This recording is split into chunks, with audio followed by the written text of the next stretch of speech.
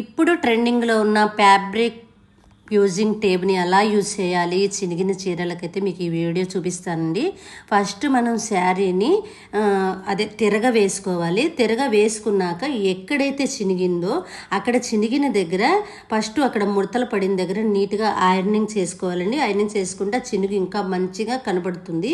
కనపడినప్పుడు ఏదన్నా ఒక చిన్న క్లాత్ని అయితే తీసుకోవాలి.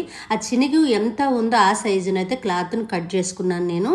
కట్ చేసుకున్నాక ఏదైతే ఫ్యాబ్రిక్ యూజింగ్ టేప్ ఉందో ఆ టేబుల్ని 2 మడతలుగా తీసుకున్నానండి. అది కొలుసుకొని ఎంత కావాలో అంత 2 మడతలుగా తీసుకున్నాను.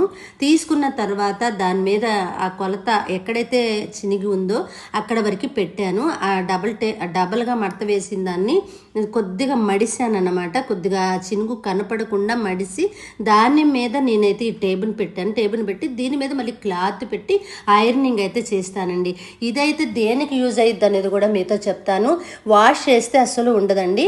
వాష్ చేయని పట్టు చీరలకి ఏదైతే మనం డ్రై వాష్ చేసుకుంటామో అట్లాంటి వాటికైతేనే ఈ టేప్ అనేది మంచిగా యూజ్ అవుతుందండి. మరి టిప్పు అందరికీ యూజ్ అయ్యిద్దని అయితే షేర్ చేస్తున్నానండి. ఇలాంటి వీడియోల కోసం మన పేజీని మర్చిపోకుండా ఫాలో అవ్వండి. Bye bye.